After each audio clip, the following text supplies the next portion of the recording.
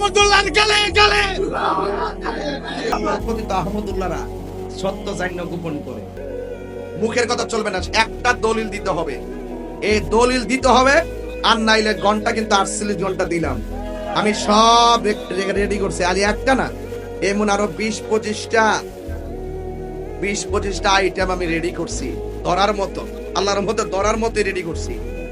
এটা ইসলাম না ভাই, আল্লাহর কসম এটা ইসলাম না। আমি বিভিন্ন সময় খুব ভয় পাই যখন কথা বলি, যে আমার কথার কারণে মুসলমানদের হতে পারে, মানুষ হবে, আমারও ভুল হয়, আল্লাহ আমাকে মাফ করুন, যেন ভুল না হয় সেজন্য আমি চেষ্টা করি। আপনারাও দোয়া করবেন যে আমার কথার কারণে, আমার কোনো আচরণের কারণে, আমার কোনো লেখার কারণে মুসলমানদের মধ্যে কোনো দ্বন্দ্ব যেন, দূরত্ব যেন না বাড়ে, এই চেষ্টাটা আমি সবসময় করি। তারপরও আমার অজান্তে যদি হয়ে যায়, আল্লাহ আমাকে মাফ করে দেখ, দোয়া করবেন আপনারা। ডক্টর আব্দুল্লাহ জাহাঙ্গীর রহমতুল্লাহ আলাইহি স্যারকে জিজ্ঞাসা করা হয়েছিল যে মুসলমানদের ঐক্যের জন্য আপনি কি করেন, আপনার ভূমিকাটা কি?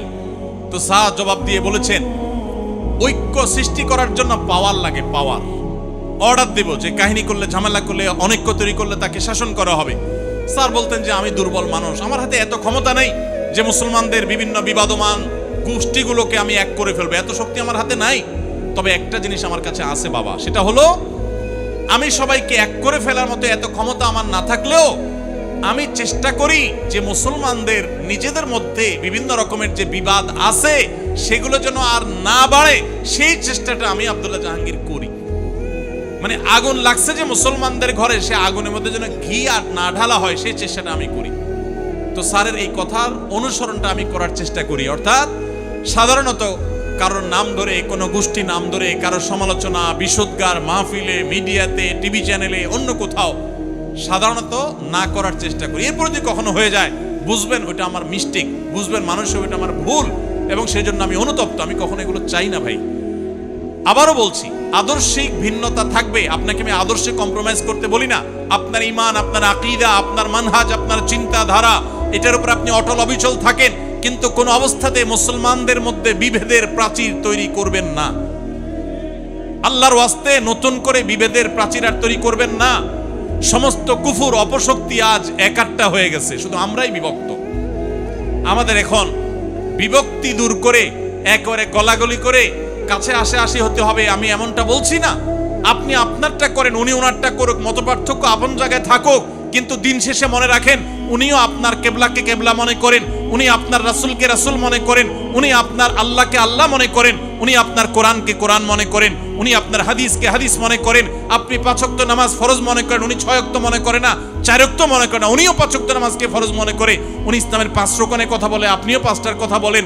মৌলিক সব বিষয় আপনার সাথে তার মিল আছে, কিছু বিষয়ে যে অমিল আছে, পার্থক্যের জায়গা আছে, আপনি সুন্দরভাবে, যৌক্তিকভাবে, প্রমাণ দিয়ে, দলিল দিয়ে, যুক্তি দিয়ে, আপনার কথা দিয়ে, অনুপম আদর্শ দিয়ে, আপনার হিকমা দিয়ে, আপনার প্রজ্ঞা দিয়ে, আপনার জ্ঞান দিয়ে আপনি আপনার ভাইকে, যিনি ভুল পথে আছেন বলে আপনার মনে হয়, আপনি তাকে বুঝাবার চেষ্টা করেন।